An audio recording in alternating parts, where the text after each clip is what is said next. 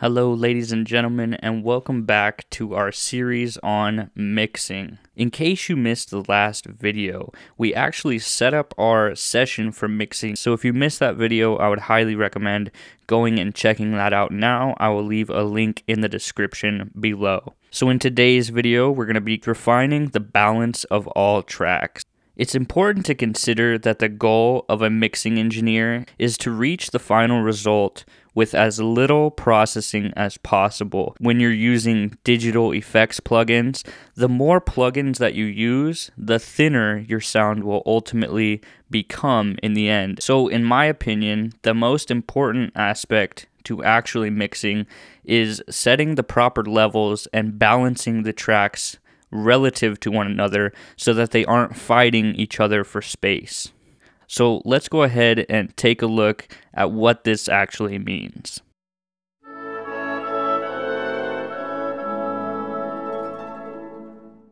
So when we're talking about balance, there are three main aspects. The first is the level. The second is panning.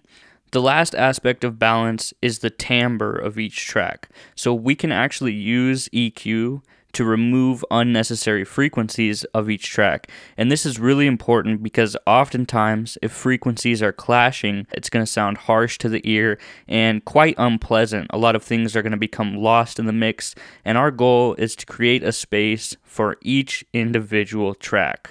I like to start by listening to the song all the way through and determining what is the most important section of this song. Here I just have a really basic layout that consists of choruses and verses. And so in my opinion, the final chorus of this song is going to be the most important section. So each of these tracks adds a certain element to our song as a whole. And if I make a list of the most important elements, one being the most important and the last number being the least important, this will tell me that I need to start with number one and get all the other tracks to fit around that main part that I want to be emphasized. So once I have my list of all the elements and their relative importance, we can actually start setting the levels for each individual track. So I'm going to jump over to the mixer view here, and the first thing I like to do is mute everything.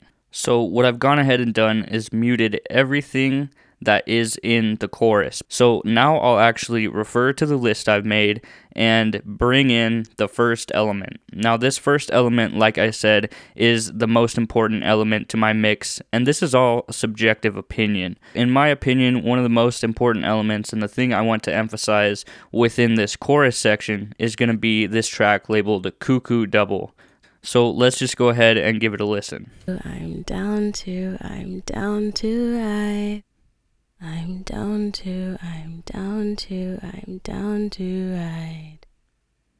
So she's just repeating the main phrase of the song, kind of the most important piece. And one thing that I'm going to decide to do here is I'm going to start with panning. And what I'm actually going to do is duplicate this track, and I'm actually going to pan each of these hard left and hard right. I'm down to ride. I'm down to ride.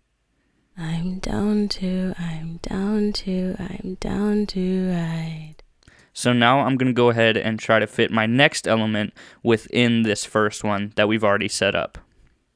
Now, something to remember when you're setting the balance and you have this first main important track, we don't really need to adjust the level. And that is simply because we're going to be fitting everything else around this specific track. So the next most important element of this mix, in my opinion, would have to be this DZ chorus track. I'm down to ride. I'm down to ride.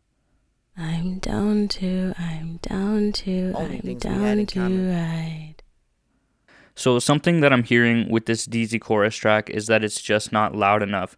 So I'm going to actually use my utility plugin just to bump that level up a little bit. I'm down to ride. I'm down to Only things we had in common. And I'm actually going to overdo it a little bit so that I can start using the fader to really adjust the level. I'm down to ride. I'm down to Only things we had in common. ride. Down to, I'm down to, Trying I'm to down embrace the to bottom. I.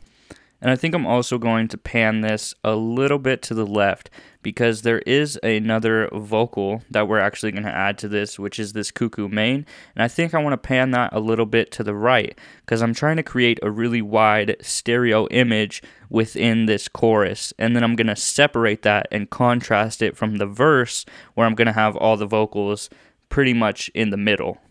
So now let's bring in the cuckoo main track.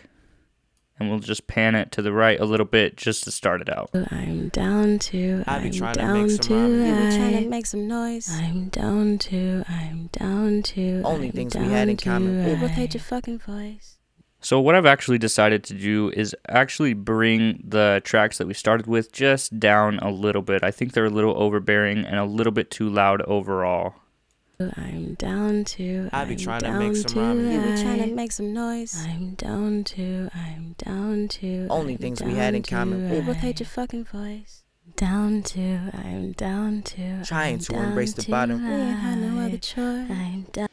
And then it sounds like cuckoo main could be just a little bit louder.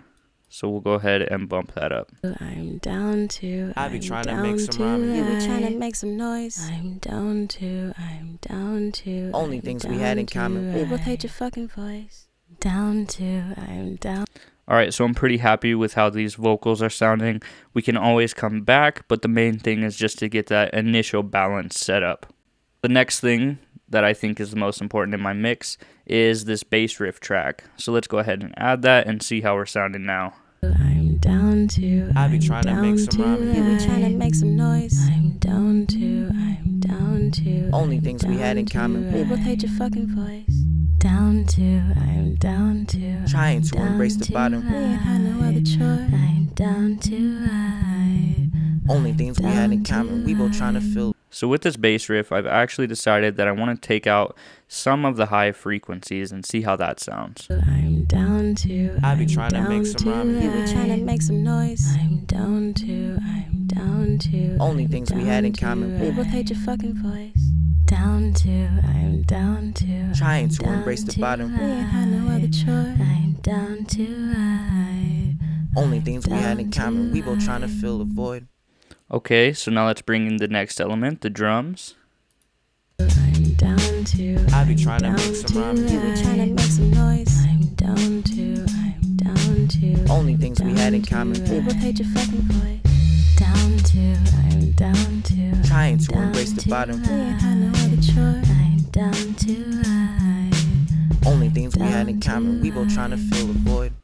Alright, so our last element that we're going to bring in here is this pad track. Now our complete chorus is in context and we're hearing everything that this chorus has to offer.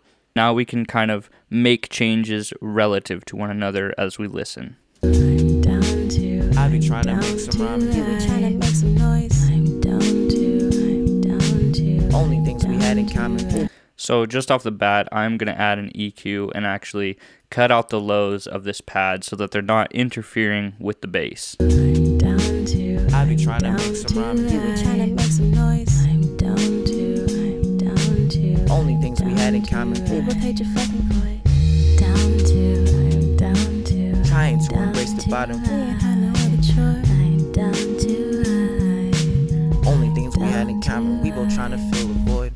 So really, it's just as simple a process as bringing in your elements one at a time, setting the pan, making any timbre decisions that you need to make, and then adjusting the level.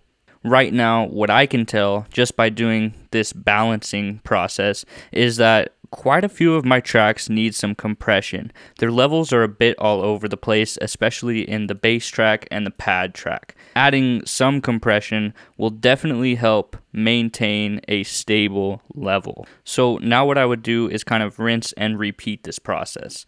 If we take a look at the verse, you'll see that we have an entirely new instrument, this DTR piano added in.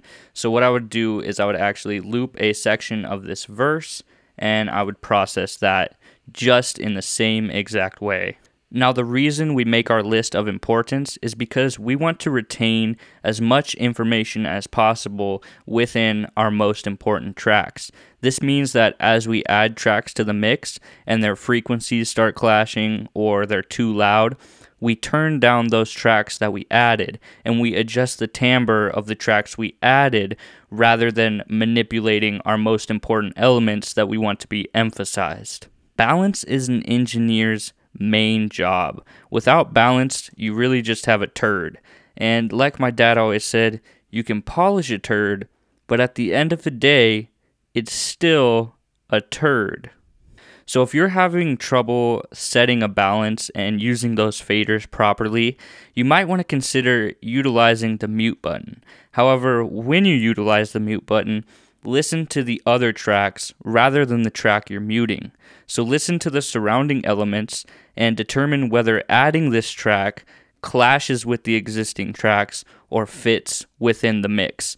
If it's clashing with the existing tracks, you have a problem and something needs to be done either with EQ or the level or maybe even panning. Another technique that I like to use would be to actually start the fader from negative infinity, which means you're not hearing anything. I will then raise the fader until it sounds just about right, and I'll make a note of where the fader is.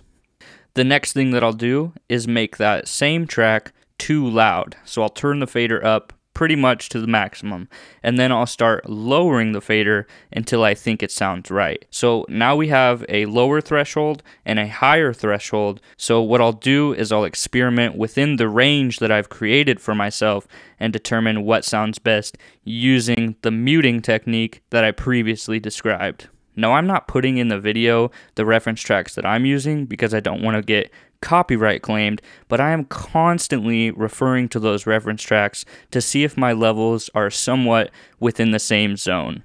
So once you've ran through all the tracks in the different sections of your mix and you feel like you have a pretty solid balance, it's time to make final decisions of your initial balance. So what I like to do is go through the tracks again one by one, following the order of hierarchy, but instead I don't solo the track. What I'll do is I'll listen to the track in context with all the others, and I'll make very tiny incremental changes to the fader. I'm talking up 1 dB or even up half a dB and maybe down half a dB, and I'll experiment with how these different changes sound. If a small change of the fader makes the track seem out of place, then you've got a pretty good mix going and you're pretty close to the proper level. So in conclusion, the initial balance you set will actually give you insight to what tracks may need extra processing and even additional multing. So if you're having a lot of problems with one track on a section per section basis, say you want to raise the level in one section and lower it in another, this is a pretty good sign that you can separate those sections and make 2 tracks out of the one. So remember that mixing is simply just setting a balance between all the tracks in your session. I hope that this video helps you guys get started on your own mix, and I'll see you in the next video. Thank you very much for watching.